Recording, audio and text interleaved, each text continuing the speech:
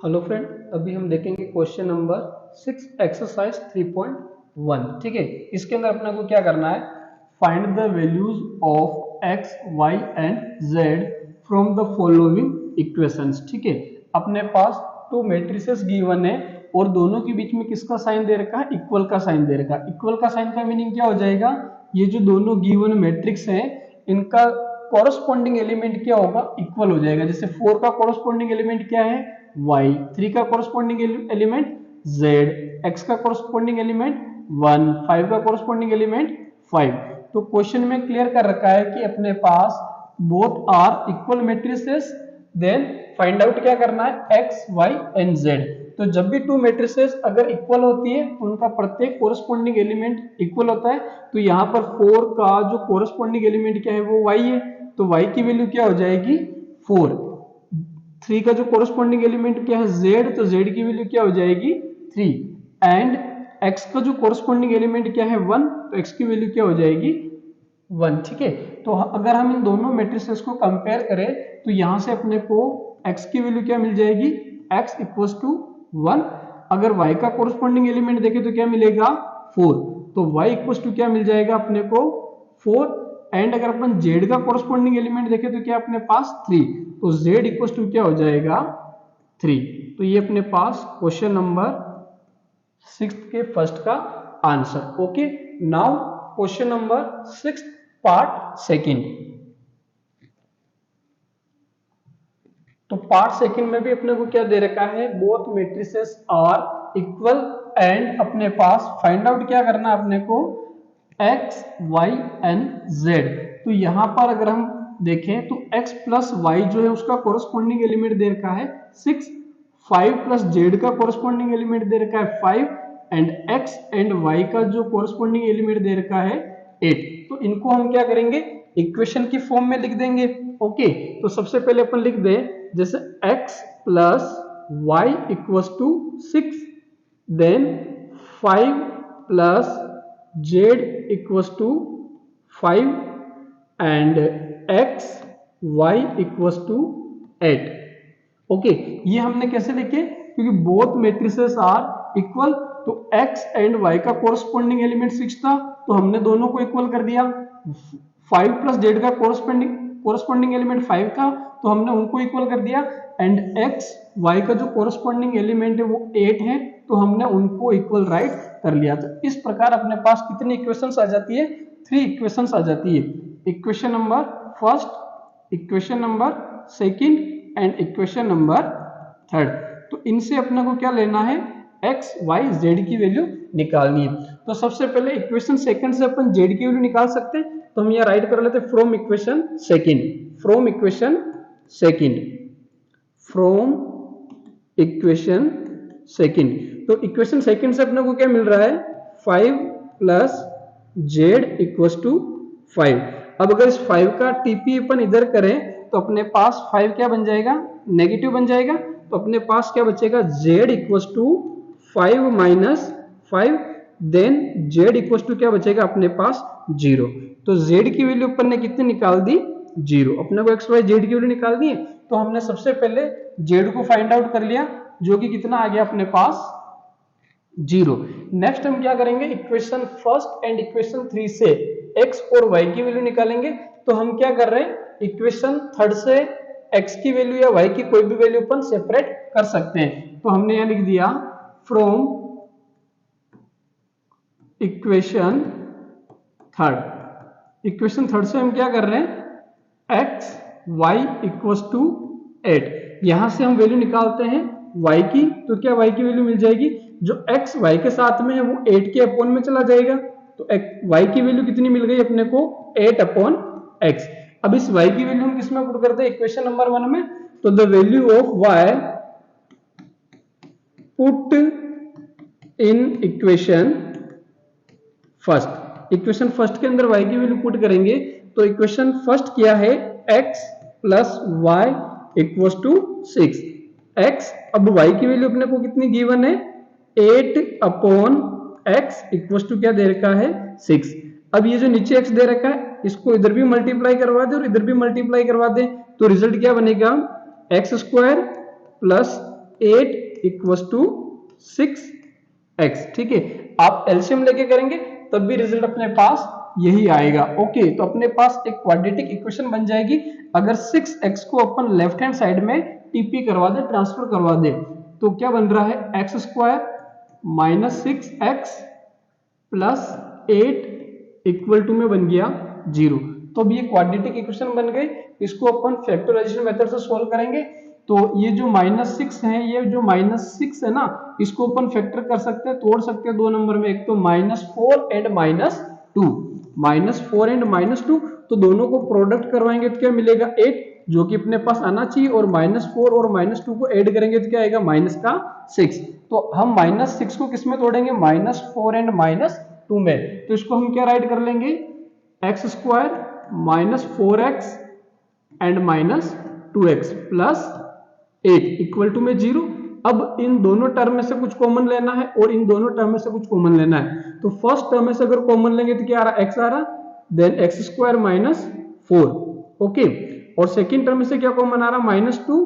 तो -2 कॉमन लेंगे तो दोनों टर्म के साइन चेंज हो जाएंगे, -2x तो वहां तो क्या बच जाएगा +x, और जो +8 है वहां पे क्या बच जाएगा -4 इक्वल टू में क्या बच गया 0, क्योंकि हमने -2 बाहर ले लिया ना, क्योंकि -2x -4 को अगर अपन वापस मल्टीप्लाई करवाएंगे तो -2 प्लस 8 रिजल्ट में आता है। तो हम इन दोनों में से -2 कॉमन लेंगे तो अपने पास क्या बच जाएगा +x -4। अब यहाँ पे अपने पास थोड़ा सा करेक्शन कर रहे हैं अपन, हमने यहाँ से x कॉमन ले लिया था तो क्या रिजल्ट बच रहा था, अंदर x एंड ओनली 4, और यहाँ पर अपन ने -2 कॉमन लेने के बाद x -4 बच गया। अब यहाँ अपन देख सकते हैं कि अपने पास जो ये पूरा रिजल्ट है इसमें से वापस कुछ कॉमन लेंगे, इनमें से और इनमें से अपने को कुछ कॉमन लेना, तो क्लियर दिख रहा है x -4 कॉमन है तो बच क्या गया यहाँ तो x, और इधर बच गया -2 इक्वल टू में क्या आ गया 0।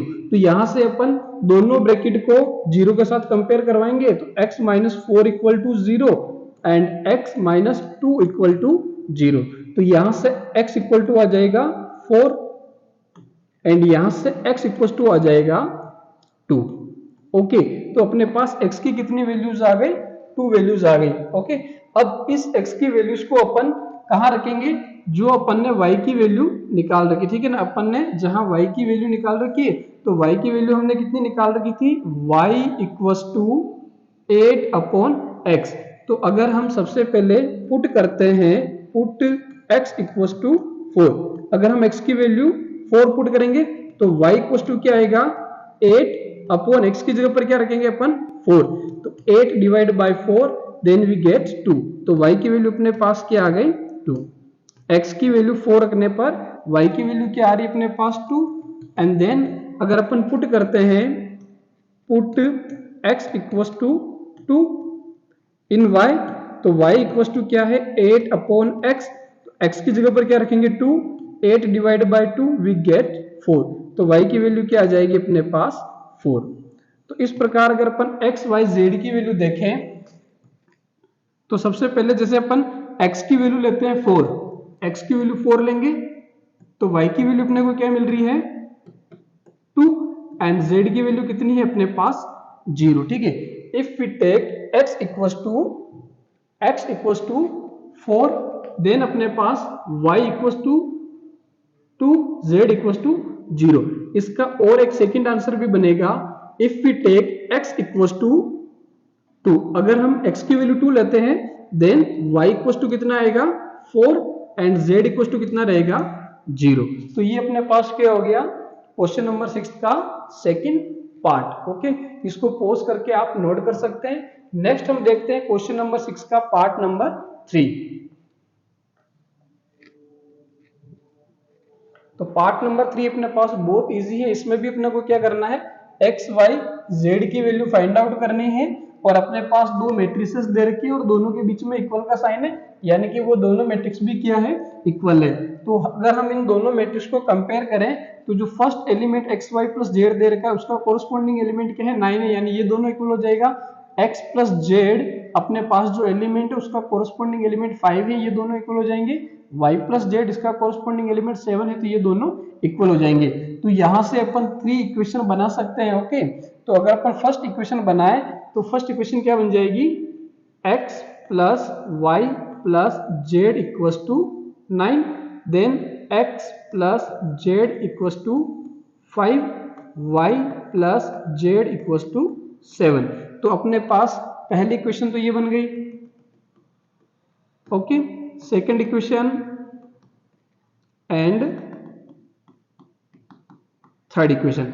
अब अगर इनको अपन ढंग से वॉच करें तो अगर हम सेकंड इक्वेशन को फर्स्ट इक्वेशन में पुट करें ना, सेकंड इक्वेशन में अपने पास क्या दे रखा है, x प्लस जेड की वैल्यू 5 दे रखी है। तो सेकंड इक्वेशन को अगर अपन फर्स्ट इक्वेशन में x प्लस जेड की जगह पुट करें तो अपने को किसकी वैल्यू मिल जाएगी, y की वैल्यू मिल जाएगी। ठीक है, तो हम क्या कर रहे हैं, सेकंड इक्वेशन को फर्स्ट इक्वेशन से कंपेयर कर रहे हैं। ठीक है ना, हम कंपेयर कर रहे हैं किसको, फर्स्ट और सेकंड इक्वेशन को। ठीक है, तो on comparing equation first and second, हम फर्स्ट और सेकंड इक्वेशन को कंपेयर कर रहे हैं। तो सेकंड इक्वेशन में जो y प्लस जेड की वैल्यू 5 है वो फर्स्ट इक्वेशन में हम पुट कर लेंगे। ठीक है, तो फर्स्ट इक्वेशन में y plus z plus x plus z है ना, हम इसको थोड़ा अरेंज करके लिख रहे हैं कि x plus z plus y equals to 9, ये अपने पास फर्स्ट इक्वेशन है जहां पर x और z की जगह पर अपन क्या पुट कर रहे हैं, 5 प्लस वाई इक्वल्स टू 9। अब 5 को हम आरएचएस में टीपी करवाएंगे तो अपने पास y इक्वल्स टू क्या मिलेगा, 9 माइनस 5, देन वी गेट 4। तो y की वैल्यू अपने को क्या मिल जाएगी, 4। y की वैल्यू कितनी मिल गई अपने को, 4। ओके, सेम अगर अपन कंपेयर करवाए equation number first and equation number third को, किसको कंपेयर करवाए, equation number first and third. ठीक है, तो हम वापस राइट करेंगे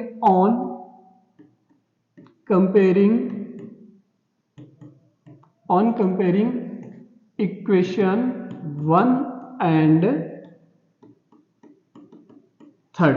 ठीक है, तो वापस से अपने पास थर्ड जो इक्वेशन दे रखी है वहां पे क्या दे रखा है, y plus z equals to 7, y plus z equal to 7। इस बार अपने को y plus z equal to 7 की वैल्यू दे रखी है। तो इक्वेशन नंबर फर्स्ट के अंदर जहां y और z है वहां आप क्या पुट कर लेंगे अपन, 7। तो इक्वेशन नंबर फर्स्ट क्या है, x plus y plus z equal to 9। अब इसमें हम क्या कर रहे हैं, जहां पर भी y प्लस जेड है वहां पर अपन 7 पुट करेंगे। तो x plus 7 equal to 9 and x equal to क्या हो जाएगा, 9 minus 7, then x equal to we get 2। तो x की वैल्यू अपने को क्या मिल जाएगी, 2। तो हमने y की वैल्यू निकाल दी, x की वैल्यू निकाल दी।